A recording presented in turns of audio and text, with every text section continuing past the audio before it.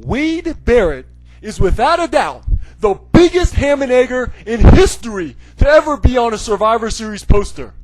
Let's take a look at the other wrestlers that have been featured solo on Survivor Series posters. The Taker, The Rock, Stone Cold, RVD, Edge, Cena.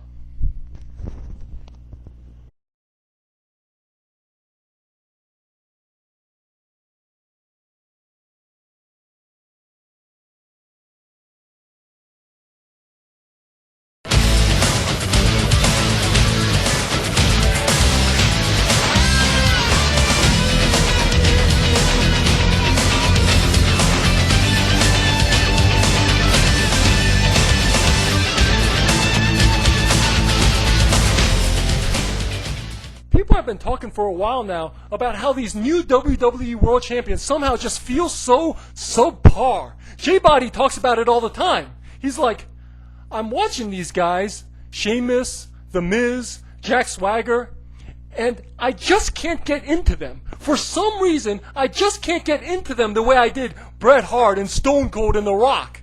I mean, The Miz was technically a mid-card champion just like those guys, but for some reason he just feels so much lesser. So, what is it? What are these new guys missing? What criteria are they not filling? This video is going to be my opinions on the criteria for an effective WWE World Champion. It's going to have two parts. It's going to have the must-haves, the stuff I think a WWE World Champion must have, and it's going to have the should-haves, stuff that's not absolutely necessary, but he should have these things. I think you'll agree with most of my list. Now, let's start with the must-haves. The absolute number one must-have, like it or not, is the looks. The world champion needs to have that world champion look.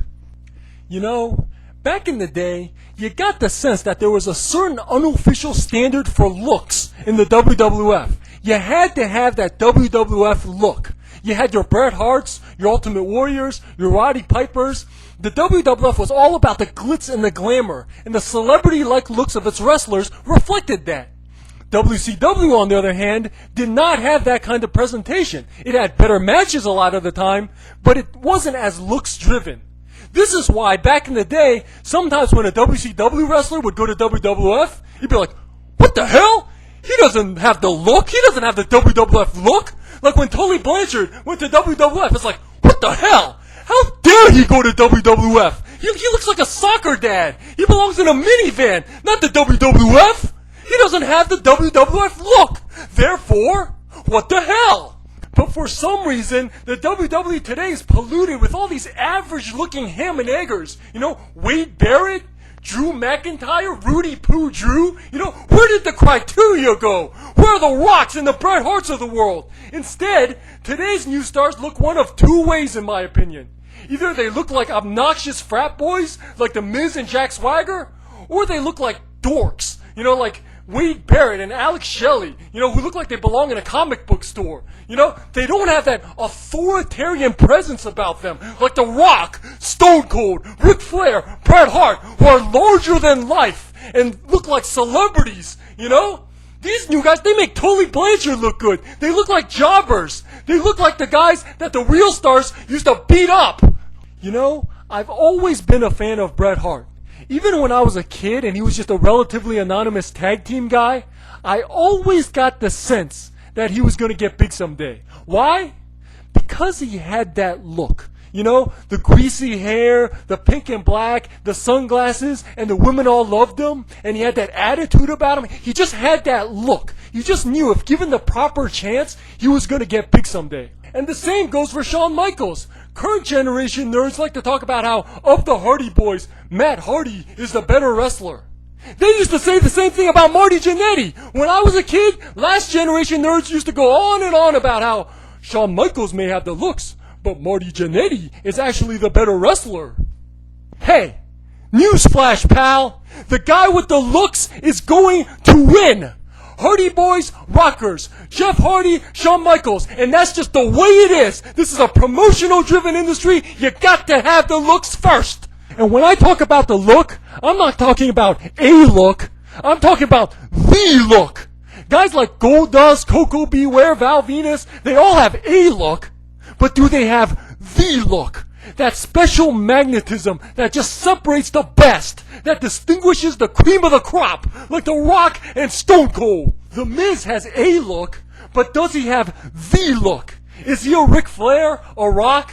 No, he isn't. He looks like a goofy frat boy, you know, those fish lips? You know, does he look like a Stone Cold equivalent? No! He looks like he belongs in the Mean Street Posse getting his ass kicked by Stone Cold. The difference is like so clear, you know, just think about Stone Cold, right? Now think about The Rock, Ric Flair, Brock Lesnar, Bret Hart, all these larger than life world champions. Now look at The Miz, right? The difference is so clear, you know, The Miz will look like a fool standing next to The Rock. Cause it doesn't matter who you are! You know, he looked like a child. He looked like a boy standing next to The Rock. I mean, he has a look.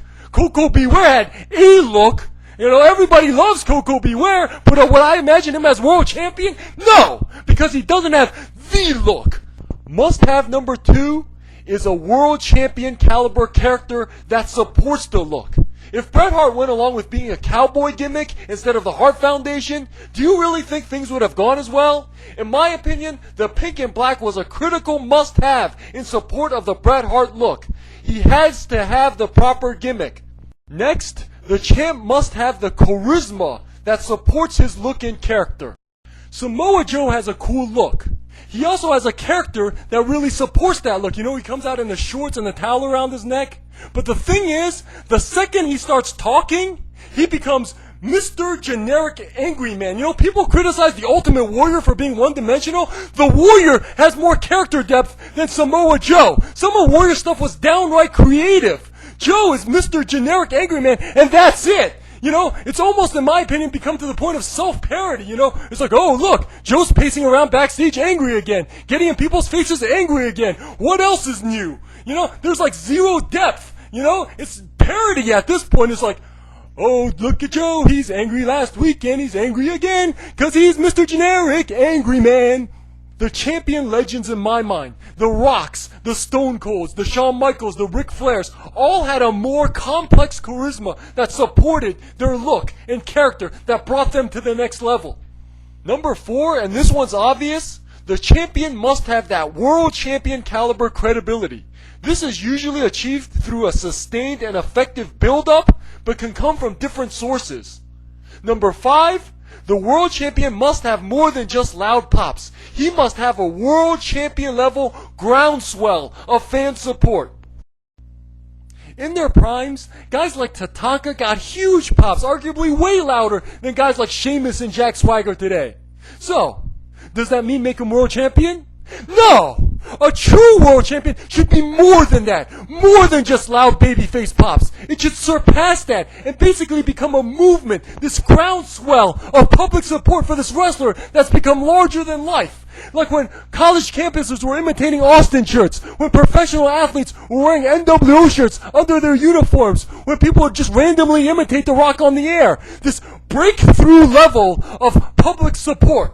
This breakthrough level of being over. Right? It's not just Matt Hardy coming out, pop, yay, make him world champion. No, it should be far greater than that. It should be this massive movement, this tidal wave of support, and the wrestlers just riding on top of it. The Austin era, Hulkamania, NWO for life. That's what I'm talking about. As far as should-haves, they include being a powerful mid-card champion and having that powerful and memorable mid-card feud. Not only should a world champion be a former mid-card champion, but he should be one of the all-time best mid-card champions. Like a Bret Hart, where you basically associate him with the Intercontinental title belt. You know, not like Val Venus, where it feels more like an afterthought, where it's more like, oh yeah, he was IC champion, wasn't he? Like, how does that help? What does that do? So not just a mid-card champion, but one of the best. And not only should the world champion be a former powerful mid-card champion, he should also have had at least that one epic mid-card feud, that Austin versus Bret, that people will remember forever. You know, when people think of Stone Cold Steve Austin, one of the first things they think about is his feud with Bret Hart, something he did in the mid-card. Alright? So when I'm talking about powerful mid-card feud, I'm not talking about The Miz versus Bryan Danielson. I'm talking about Stone Cold versus Bret, Warrior versus Rude, Austin versus Rock. So this is it. My opinion on the must-haves and should-haves of an effective world champion. So in my opinion, why does Jack Swagger feel so lackluster as world champion? This is why. And why does Stone Cold feel so incredible as world champion? This is why.